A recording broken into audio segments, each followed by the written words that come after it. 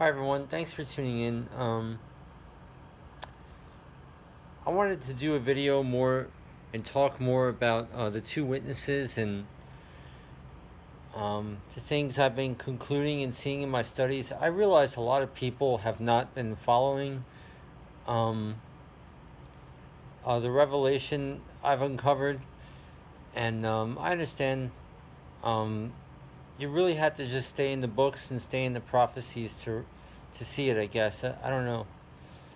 But for those of you who do get it and have been following along, I have said in the past that I didn't believe the Mount of Transfiguration, as talked about in the Gospels, was a reference to the two witnesses, and I have to completely retract that.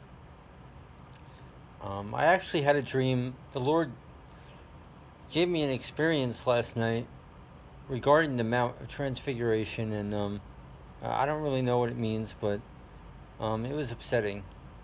Not in a bad way. It was just, well, it had me weeping for quite some time. It was just one of those on-your-face moments with the Lord. It was like a supernatural, interdimensional dream. You know, the Lord just supernaturally touching you or whatever. But anyway, it led me to read about the three accounts of the Mount Transfiguration that are recorded in the Gospels, and I looked for connections with the two witnesses. And indeed there are. Indeed there are connections with the new revelation I believe I've uncovered. What is that revelation? Is that, well, you know, Jesus talked about how John the Baptist is the Elijah to come, and yet the account in the Gospels, when the Pharisees go to John the Baptist and say, are you the Christ? He says no. Are you Elijah? Are you a prophet? He says no. So how does that all make sense?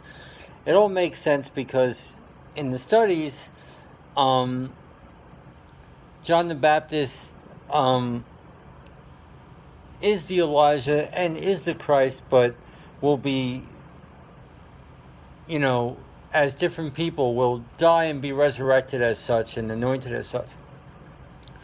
And in the in the account of the Mount of Transfiguration, I did see parallels to that revelation that support that revelation, and that is how Moses and Elijah, their countenance was very bright, as if they were in their redeemed bodies.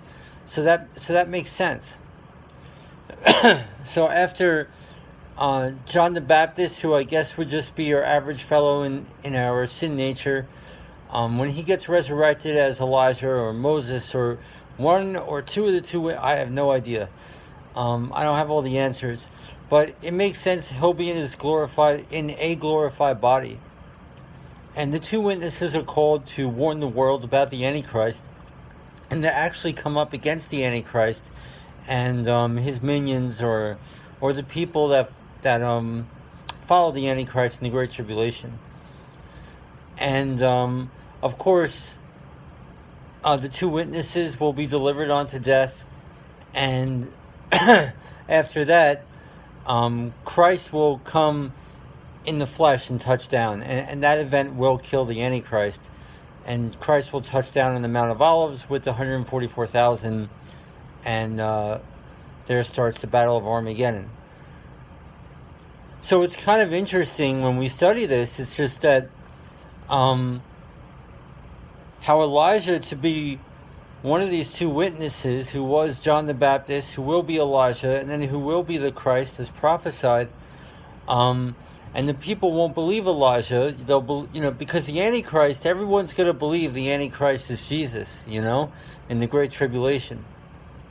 And so it's kind of interesting how the prophet, to warn people against the Antichrist, after he's delivered unto death and people don't believe him, he will come back as the real Christ, convicting them to their face. So that's a pretty interesting twist you could discern in the scriptures. It's pretty cool. But anyway, the point is, the Mount of Transfiguration is definitely about the two witnesses. And to me, it's a complete mystery why Moses is mentioned and why Enoch is mentioned in other texts as one of the witnesses. I need more studying.